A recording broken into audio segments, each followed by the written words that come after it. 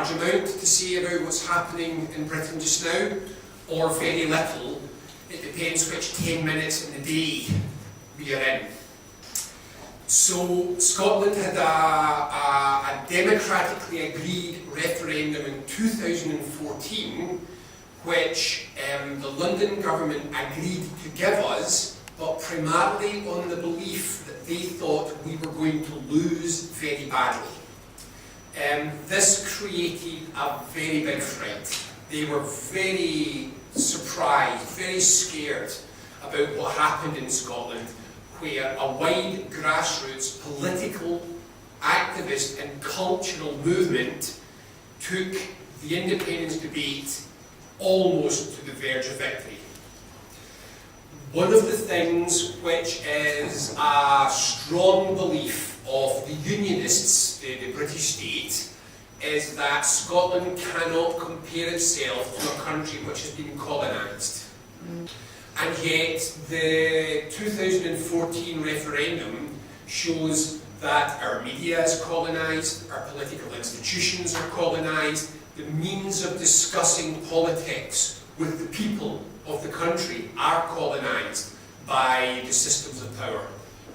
And so it weighs heavy on independence supporters that the first nation in Europe to have the chance to vote for its independence didn't quite do it, but you must understand the scale of the battle we faced.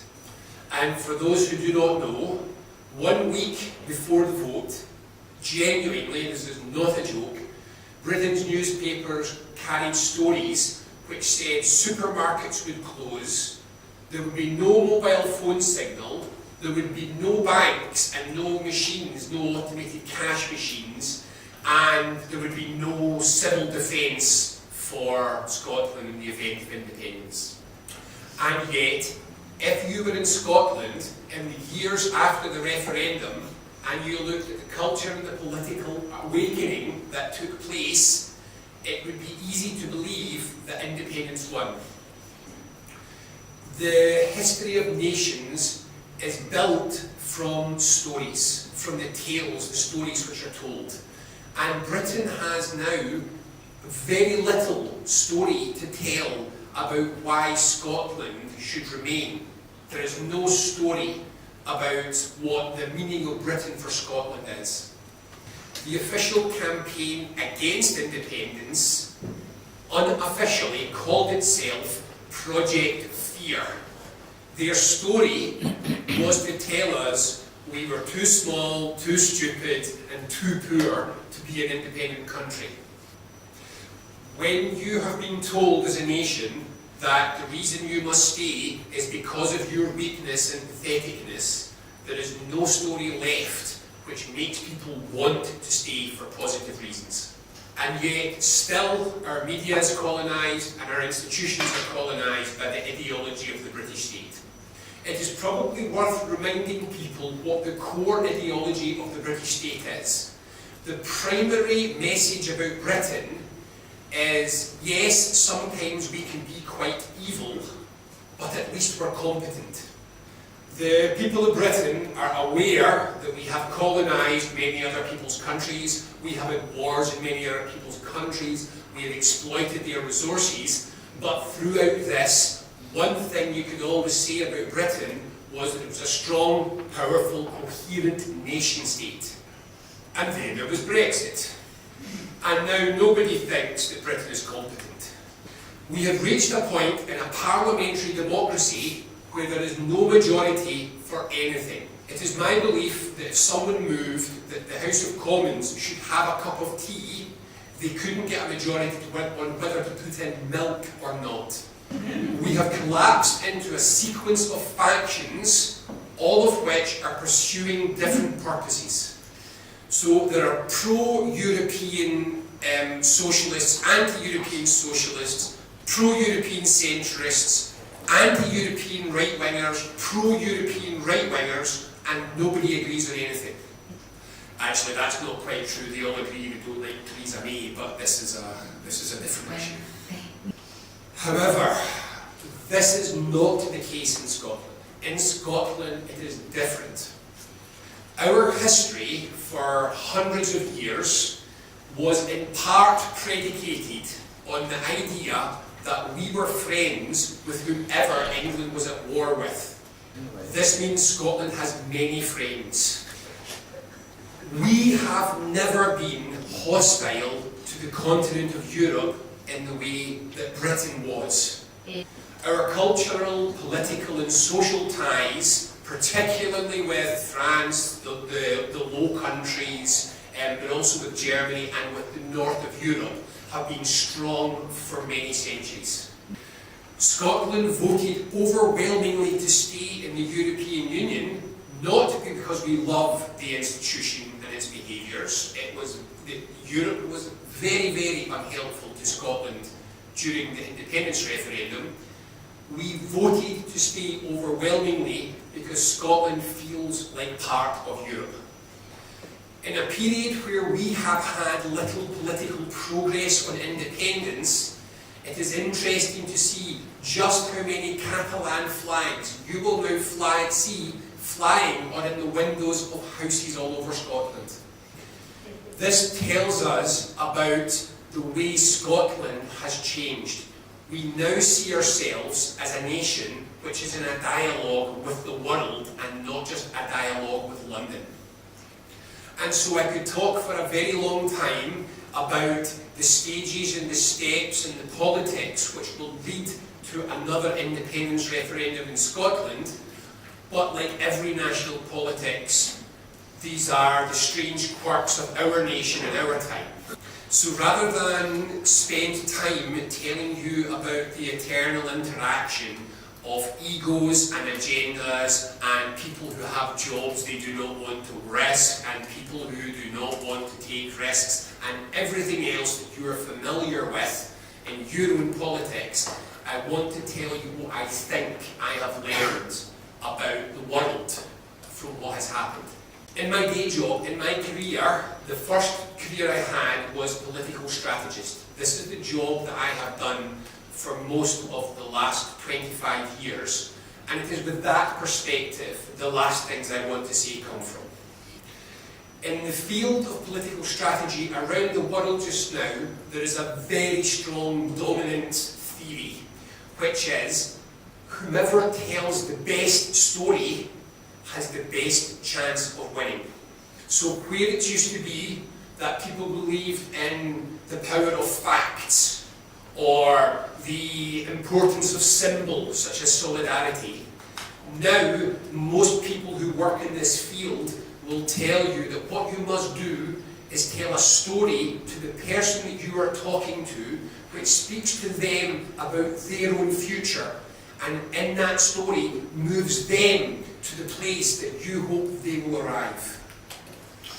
In the last few years, and it's been a great honour to meet many of you, I have had the chance to meet people from the Faroes, the Catalans, the Basques, the Sardinians, the Sicilians, the Corsicans, the Veneto. I have been to visit many of these different places. And the truth is that this is only a small number of the places that I have met which have autonomy movements. There are more places with autonomy movements than there are without autonomy movements. And what I hear when I talk to most of you is the same story. In your domestic politics, the way that you are seen is the same as the way that we are seen. We are not part of a movement. We are not part of a world. We are presented in each of our politics as either selfish or angry or stupid, but in some way unique, in some way isolated, and in some way outside the mainstream of modern history. So first, I offer everyone Scotland's solidarity. Scotland has a long history of international solidarity. There is a film which has just been released in Scotland which tells the story of how a group of trade unionists brought an entire industrial factory to a halt to prevent it providing weapons to the Pinochet government in the 1970s. And so we have always been a small country that looked out. This is what happens when you have a very big neighbour. And now, when we look out, we look at a world which is changing rapidly, and in ways I don't think many of us would predict. 3 stories about this future and about this world in which we live in just now, and what I want to persuade you is that us, the people around this table, have the best story. One of the stories says we will solve our problems with less democracy. We will do this by centralising more and more decision-making in the hands of bankers in the centre of Europe. The story told by Tony Blair, by Macron, by the European Central Bank. The second story says we will solve the future with less democracy. This is the story of Orban and Trump and Le Pen and those who believe that rather than let people make decisions, instead we should simply follow authoritarian figures who will act supposedly on our behalf. And so I believe we stand here as the only people in Europe just now who believe that the answer to the future is more democracy. That we are saying that if this is not working, then allow places, regions, nations, islands to make their own decisions, to take into their own hands their own future, and thereby to stop blaming others for the failures of the world in which we live, whether those others are bankers or whether those others are migrants. So what my hope from these 2 days is it can be another step forward for all of us together, not only to show solidarity, but to make that solidarity something more than a symbol, to make from it a story about the future of our continent and our world, which is based on allowing people to make their own decisions such that we can be nations who shape our own future and are able to work together, not because we are compelled to, but because we want to. It is my belief that the single best thing that we can do for each other to enable all of our struggles for our autonomy, our independence and our freedom is that we work together to let the people in our countries and around the world know that we are part of a movement which has consistent and coherent answers to the future that we face, that none of us acts alone or unusually or in some unique case, but is part of a story, part of a vision for our future which offers hope not only to our people but to all of the world. And then, when we look our own electors, our own voters in the eyes, we can tell them we are not rebels. We are part of a global insurgency against centralised control and centralised power by people who have run policy not in the interests of the people, but the interests of the large power blocks that we have faced in this continent, in this world. And if we tell that story collectively between us, I believe the stories we each tell about our nations and our futures become stronger, become more embedded, more contained in a story about the world's future, and then I think people will realise that of the futures they face, we offer the one which they should grasp.